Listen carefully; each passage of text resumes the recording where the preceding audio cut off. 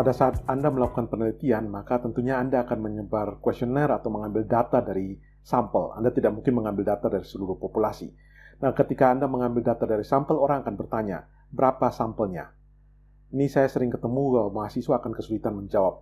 Mereka akan sebut satu angka, tapi ketika ditanya apa dasarnya Anda memilih sampel 50 atau memilih sampel 200 atau memilih sampel 100 misalnya. Kebanyakan akan menjawab ya karena itu yang bisa saya dapat. Sesungguhnya tidak boleh demikian. Kalau kita melakukan penelitian, kita harus punya alasan secara saintifik, secara statistik, kenapa kita memilih sampel seperti itu dan bagaimana kita bisa yakin bahwa jumlah sampel seperti itu sudah cukup untuk mewakili populasi kita. Jadi pada video ini saya akan menjelaskan tentang bagaimana caranya kita menentukan berapa jumlah sampel yang harus kita ambil untuk suatu penelitian kita tertentu. Jadi kita kembali ke video kita sebelumnya, ketika kita mencoba untuk mencari berapa nilai rata-rata dari usia masyarakat Indonesia. Jadi mu dari usia masyarakat Indonesia, sekali lagi mu itu rata-rata populasi, kalau X bar itu rata-rata dari sampel. Oke, saya ingin tahu berapa rata-rata usia masyarakat Indonesia. Maka waktu itu kita ambil N sama dengan 30, jadi kita ambil data dari 30 data orang yang sudah meninggal, kita cari rata-rata usianya berapa, kita ketemu rata-rata usianya 27, dan standar deviasi dari 30 orang itu 7,9. Berdasarkan data ini, maka saya bisa hitung X bar-nya dari sini, saya bisa memprediksi berapa mu-nya. Jadi saya sudah tahu X bar-nya, saya sudah tahu standar deviasinya, saya sudah tahu N-nya 30. Kemudian ada sesuatu yang kemarin kita harus tentukan, yaitu berapa confidence interval kita. Misalnya, atau confidence level kita. Misalnya saya tetapkan confidence level saya 95%. Maka berdasarkan confidence level 95%, kemarin saya sudah tunjukkan bagaimana kita bisa dapat nilai T dari N-1 ini yang kita dapat dari tabel distribusi T. Kalau kita sudah dapat itu, maka saya bisa hitung, rumus ini saya bisa hitung, ketemu 2,95, sehingga saya bisa dapat nilai mu saya. Nilai mu saya itu berkisar dari 24,05 sampai 29,95. Artinya apa? Artinya saya tidak tahu pasti berapa nilai rata-rata dari usia rakyat Indonesia, tapi saya tahu nilai itu ada di sekitar 24,05 sampai 29,95. Nilainya ada di sekitar itu. Seberapa yakinnya saya? Saya yakin 95%. Karena ini confidence level saya 95%. Nilainya pasti berapa? Saya tidak tahu, tapi sekitar di sini. Jadi kalau saya titik tengahnya yang ini 27, maka dia ke sana plus 2,95, di sini minus 2,95. Atau saya katakan ini namanya margin error. Jadi D-nya, margin error-nya 2,95. Jadi kita lihat di sini, saya bisa menggunakan sampel 30 ini dengan confidence level 95%, saya bisa mendapat range dari mu, yaitu dari 24,05 sampai 29,95. Atau dengan kata lain, margin error-nya 2,95. Nah, sekarang Anda bisa lihat di sini ada 3 faktor yang saling terkait, yaitu confidence level, margin error, dan N-nya. Jadi misalnya begini, saya tulis di sini saja ya, confidence level, margin error, dan N. 3 ini saling berhubungan. Misalnya confidence levelnya saya tetap 95%, saya pertahankan 95%, maka ketika jumlah N-nya saya tambah, tadinya 30, katakanlah saya jadikan 50, maka otomatis D-nya akan makin sempit, karena dia akan semakin akurat. Jadi tadi plus minus 2,95 mungkin jadi plus minus 1 saja. Jadi ini akan jadi lebih sempit. Kalau ini saya tambah lagi N-nya, katakanlah 100, maka D-nya akan lebih kecil. Jadi N tambah besar, D akan makin kecil. Dengan catatan CL-nya tetap. Sebaliknya, kalau N-nya tetap, saya N-nya tetap saja 30, misalnya N-nya tetap 30, CL-nya yang saya rubah, apa yang terjadi? Kalau N-nya 30, CL-nya katakanlah saya naikkan sampai 99%. Apa yang terjadi? Maka sini pasti akan tambah lebar. Mu-nya akan tambah lebar. Kalau confidence levelnya saya turunkan, katakanlah cuma 60%, maka D-nya akan tambah kecil. Mungkin Anda agak bingung di sini ya. Misalnya gini, saya ingin tahu berapa rata-rata usia rakyat Indonesia, tapi saya minta supaya confidence levelnya 100%. Saya tanya ke orang, berapa usia rata-rata masyarakat Indonesia. Kasih saya range-nya, tapi saya minta Anda harus confident 100%. Maka orang itu akan menjawab, kalau Anda paksa saya confident 100%, saya bilang range-nya antara 0 sampai 200 tahun. Kalau antara 0 sampai 200 tahun, saya bisa confident 100%. Nah, pasti dia akan tambah lebar. Kalau saya bilang, oke lah, boleh confidence 60%. Kalau confidence 60%, saya kira antara 20 sampai 50 tahun. Jadi, kalau confidence levelnya itu lebih kecil, maka D-nya ini bisa kecil. Tapi kalau kita paksa confidence levelnya besar, maka otomatis kita semakin tidak yakin. Kita confidence-nya tinggi, tapi range-nya akan makin besar. Jadi itulah hubungan antara confidence level, N, dan margin error. Oke, slide ini kita bicara tentang menentukan N. Karena kita akan menentukan N berapa, maka langkahnya kita harus tentukan berapa confidence level kita dan berapa margin error yang kita mau. Jadi kalau kita sudah tentukan berapa confidence level, berapa margin errornya, maka kita akan bisa menghitung N. Dengan kira-kira rumusnya mirip seperti ini, tapi ada sedikit berbeda. Saya akan contohkan dalam slide berikutnya. Jadi ini misalnya saya ingin mengetahui berapa rata-rata jam tidur per hari untuk anak remaja di kota Surabaya. Jadi saya ingin tahu rata-ratanya jam tidur berapa. Oke, saya tidak tahu angkanya berapa, saya ingin tahu, maka langkah pertama saya harus tentukan, saya harus sampling ke berapa orang. Saya akan menambahkan kuesioner ke berapa orang. Jadi saya ingin tahu berapa N yang harus saya sebar kuesioner untuk saya bisa dapat data tentang mu ini, tentang rata-rata dari jam tidur. Maka pertama kita harus tentukan berapa confidence level kita dulu. Silakan kita tentukan. Misalnya saya mulai, oke, penelitian saya ini saya mau confidence levelnya 90%. Pertanyaan kedua yang harus kita jawab adalah berapa margin errornya. Oke, kalau jam tidur itu sekitar, saya rasa margin error kira-kira plus minus setengah jam lah. Itu saya ingin untuk margin error saya plus minus setengah jam. Oke, kalau saya sudah menentukan dua hal ini, maka saya sudah siap untuk menghitung berapa N-nya. Nah, tadi Anda ingat di rumus yang sebelumnya, kita punya rumus T N-1 dikali S per akar N. Ini yang akan menentukan berapa margin error-nya. Nah, ini rumus ini sebenarnya adalah rumus untuk sampling, bukan untuk populasi. Kalau untuk populasi rumusnya agak berbeda sedikit, hampir sama juga, jadi D sama dengan ini standar deviasi dari sampel, ini standar deviasi dari populasi. Akar N-nya sama-sama akar N. Di sini adalah distribusi T dari sampel, di sini adalah distribusi Z, distribusi normal. Jadi distribusi normal yang pernah kita pakai. Oke, saya akan jelaskan ini apa dan sebagainya. Yang jelas Anda tahu bahwa rumus yang akan kita pakai adalah rumus ini, dan rumus ini sesungguhnya secara garis besar sama dengan rumus yang kita sudah pakai dalam slide sebelumnya. Nah, dari rumus ini saya akan hitung N, sehingga saya balik. Jadi N sama dengan Z alfa per 2, sigma per D kuadrat. Jadi ini dibalik.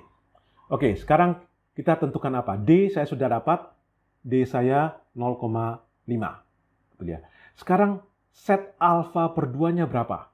Set alfa per 2 ini kita dapat dari confidence level kita. Jadi, kalau kita lihat distribusi normal, gambarnya seperti ini, confidence level saya 90%.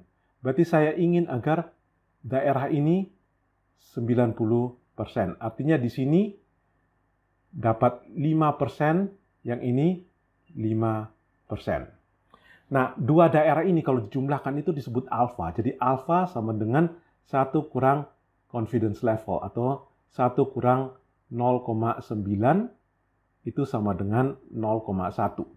Daerah ini sendiri adalah alfa per 2. Jadi alfa per 2-nya itu sama dengan 0,05. Nah, yang kita cari ini adalah set alfa per 2. Berapa nilai Z di sini yang membuat luas daerah ini adalah alfa per 2, 0,05. Ini kita cari di mana? Kita harus cari di tabel distribusi normal yang sudah pernah kita pakai sebelumnya. Nah, ini tabel distribusi normal kita. Kita ingin cari berapa Z di sini agar luas ini 0,05. Atau dengan kata lain, luas yang merah ini 0,95. Maka kita cari di tabel ini mana 0,95. Kita cari, kita ketemu, ya ini. 0,95 ada di situ. Itu dapat di Z berapa? 1,6005.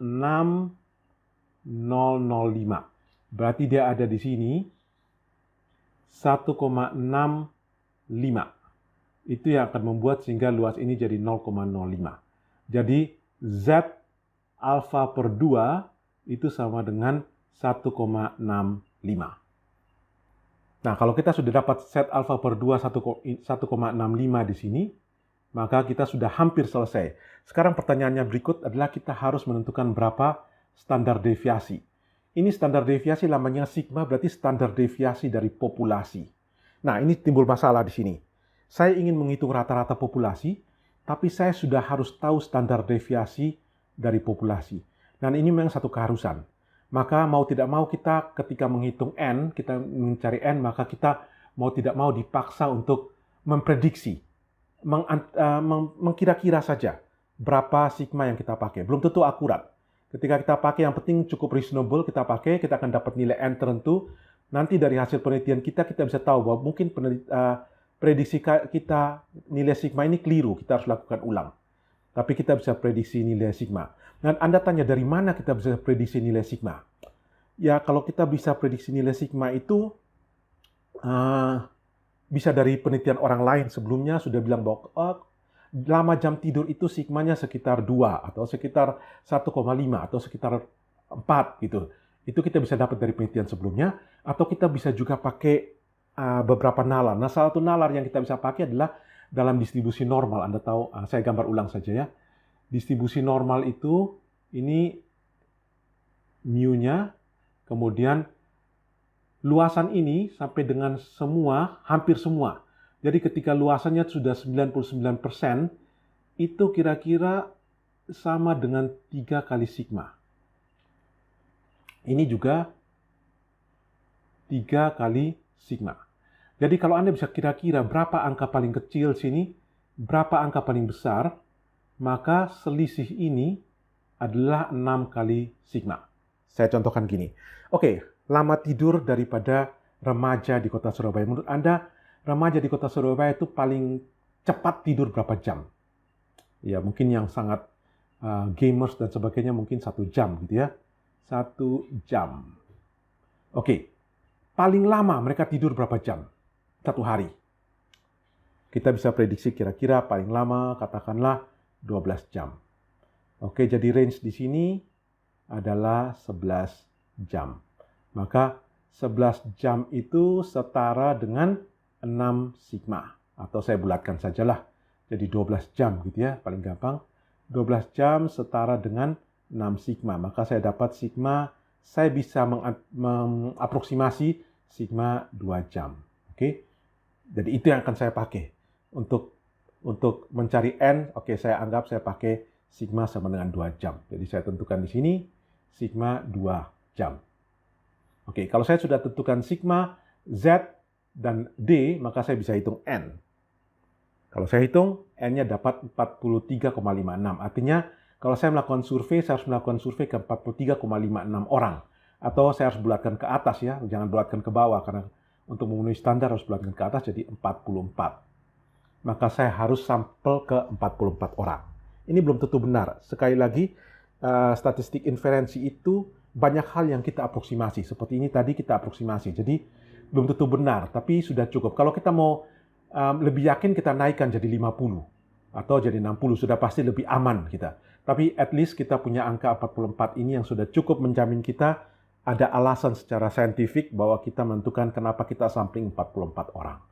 Jadi inilah caranya kita menghitung berapa size sampel kita untuk kita melakukan penelitian untuk mengetahui berapa lama jam tidur per hari dari remaja di kota Surabaya. Oke, sekarang saya coba lanjutkan. Setelah kita tentukan N44, sekarang saya sebar kuesioner ke 44 orang untuk saya mau dapat datanya. Misalnya saya dapat data seperti ini 44 data ya. Jumlah jam tidur dari 44 hasil survei seperti ini. Maka saya hitung berapa rata-ratanya, ketemu rata-ratanya 5,18, standar deviasinya 1,76 jam.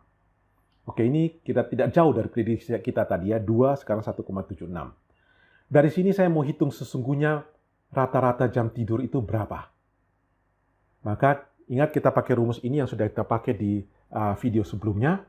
Mu dari X bar plus ini D dari sampel, X bar minus D dari sampel. Gitu ya. S-nya kita sudah tahu 1,76, N-nya saya tahu 44, tinggal Tn-1. Tn-1 berarti T43. Nah, Anda ingat dalam video sebelumnya ini kita cari di tabel T distribusi. Ini tabelnya. Jadi, N sama dengan 44, kemudian confidence levelnya berapa? Kita pakai confidence levelnya 90%. Jadi yang ini, Anda lihat ini 44 tidak ada. Yang ada 50 ya. Saya ambil yang ini saja. 1,684. Jadi ini saya pakai 1,684. Maka saya masukkan hitungannya. Ini semua kalau saya hitung, saya akan ketemu mu ada di sekitar nilai ini, 4,73 sampai 5,63. Jadi saya bisa simpulkan bahwa rata-rata jam tidur remaja di Kota Surabaya itu antara 4,73 jam sampai dengan 5,63 jam. Dengan confidence level saya 90%. Angkanya pasti berapa? Saya tidak tahu berapa. Tapi saya dapat marginnya 0,45. Anda ingat tadi waktu kita menghitung berapa ruang sampel 44 itu, ukuran sampel, kita minta marginnya 0,5. Sekarang secara kita hitung real, marginnya 0,45. Jadi saya sudah dapat hasil penelitian saya, rata-rata jam tidur remaja di Kota Surabaya ada di angka ini, dengan confidence levelnya 90%, dan ini didapat dari mana? Didapat dari sampel terhadap data dari sampel 44 remaja. Orang tanya, kenapa 44? Apakah Anda yakin 44 ini sudah cukup untuk mewakili? Maka kita kembali ke slide sebelumnya. Kita jelaskan bahwa inilah cara kita menghitung bagaimana saya dapat N sama dengan 44.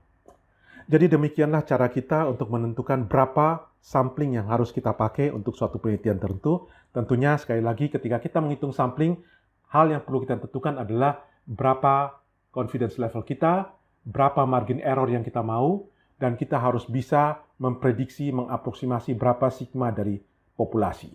Ini saya sudah jelaskan bagaimana kira-kira caranya kita memprediksi sigma dari populasi kalau kita belum pernah dapat data dari orang lain, data dari penelitian sebelumnya tentang sigma yang umumnya untuk populasi untuk kasus yang seperti ini.